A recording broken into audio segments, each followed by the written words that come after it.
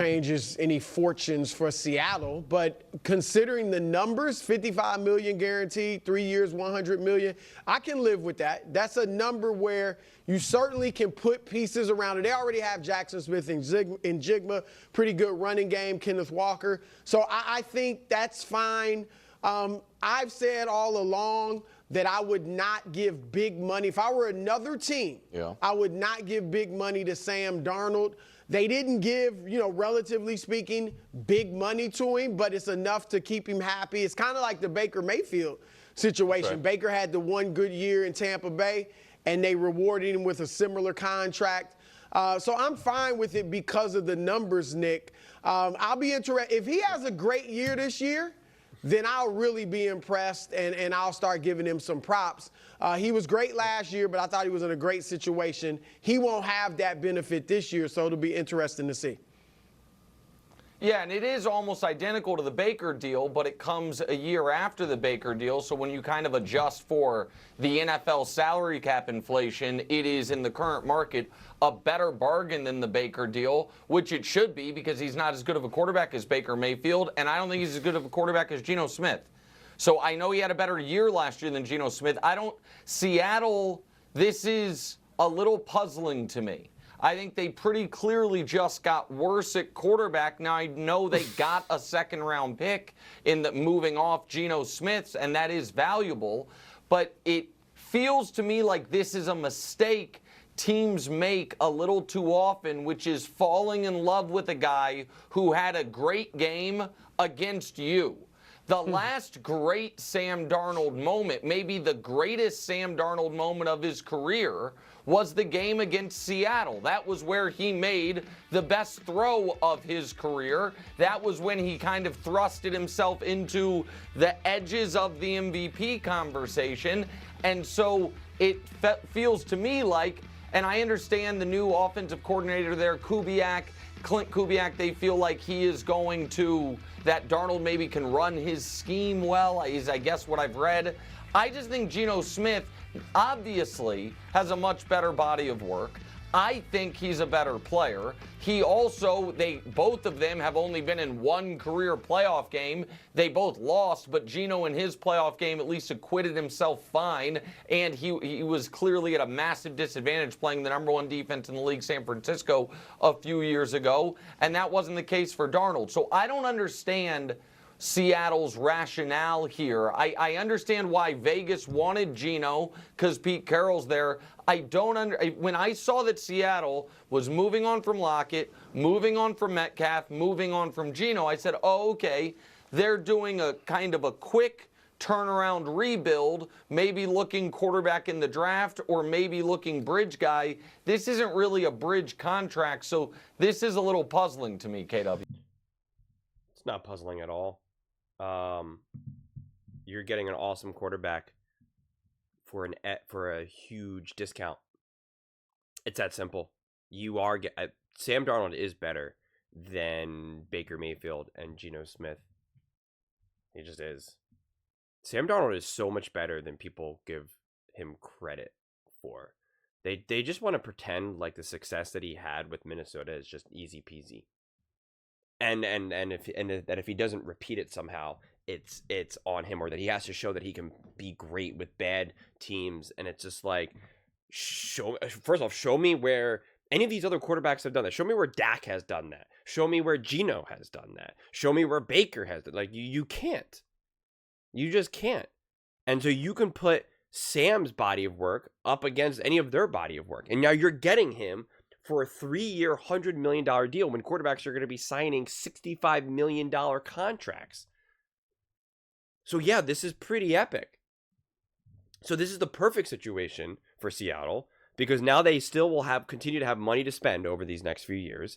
They have a quarterback that is young, a quarterback who, if all goes to plan, Sam Darnold will be their quarterback for at least 5, 6, 7 years. And if not, If it shows, you know what, he's not good enough, or for whatever reason, the way how their season, unfolds, they now have the number 2 pick in the draft. I'm saying over the next, in some of the years that follow this contract, and now they have the potential to draft some quarterback that no one even knows right now, right? Some quarterback who's like, oh my gosh, John Smith. John Smith is who everyone wants right now, and Seattle's in a position to draft him. Boom. They can draft him. They can move on from Sam, or even keep, again, however this unfolds, draft him, have Sam still finish out his final year of his contract or something. Like, it's a win-win for them. They say, oh, they're going to draft a quarterback. Who do you want Seattle to draft in the draft this year? Who? What quarterback leaps out to them, or where they're in a position to draft that they're going to be able to get? Who? So this to me is a great spot for them, because they either are going to win and have a ton of success with Sam Darnold, victory. He's now your quarterback for, like I said, the next 4, 5, 6 years, 7 years, which is like massive victory, and you're getting him at a huge discount, okay? Or, again, you realize, yeah, he's just pretty good, not good enough, not what we were hoping. You didn't spend too much money on him. You're now, if he's not that good, that means then you're going to be drafting higher. You're now betting that over these next few years, there's going to be better quarterbacks for you to be able to draft. You're going to be able to potentially draft that quarterback. And again, if you have a Sam Darnold, again, depending on whether it's year 1, 2, or 3, whatever, you can draft that quarterback and have him sit behind Sam for a year, which would be massively beneficial. Because Sam Darnold at this point is going to be essentially like a decade plus, seasoned veteran or so. A little under a decade, whenever he officially came into the league. He'll have a lot of experience, a lot of actual veteran experience playing for different coaches, different teams, a wealth of information to give a young up-and-coming quarterback. So I don't see the drawback. If you had to overpay for Sam Darnold and give him like $50 million, then I could understand. That puts you kind of in a corner where you're like, you better hope this works out for you. That's not the case. Not the case at all. At all. And also, Sam Darnold, the difference between a Sam Darnold and, say, like a Baker Mayfield and stuff like that is that, I think with Sam, let's say it turns out that he's not good enough and they are going to draft. Yeah, I think Sam Darnold in his final year of this contract or whatever, he would be a great soldier and say, yeah, I'm gonna really work with this new rookie quarterback. I don't think Baker Mayfield would do that. I don't think Baker would do that. I just don't. So to just confidently say that they got worse at quarterback or this or that, no. If you can get a quarterback who played as great as he did last season for 3 years, $100 million, that is an absolute steal. It just is. It absolutely, positively is. So I love what Seattle's doing. I really saw this as a Sam Darnold sweepstakes. I think the Raiders should have went out and got Sam. I think the Steelers should have went out and got Sam. I think any team that truly needed a quarterback should have went out and got Sam.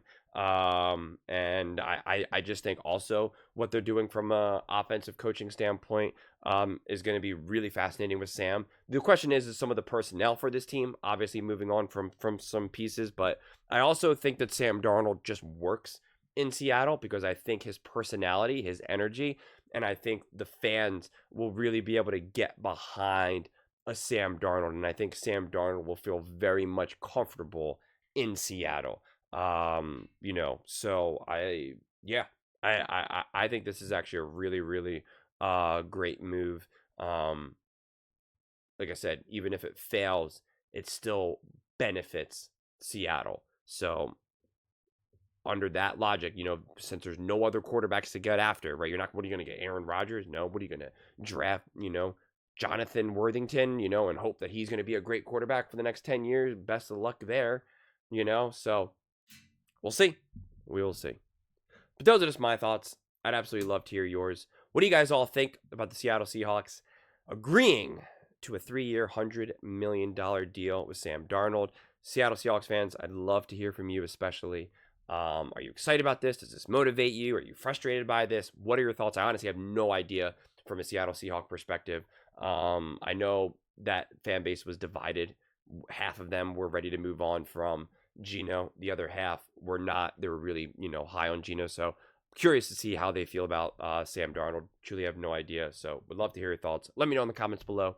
I read every single comment. So whether you agree with me or disagree with me, either way, Let's get in some discussions. Let's get in some fights. But ultimately, let's just have some fun. And please do consider subscribing. We're building an amazing community here and absolutely love to see you part of it. I want to build something that we all genuinely feel connected to.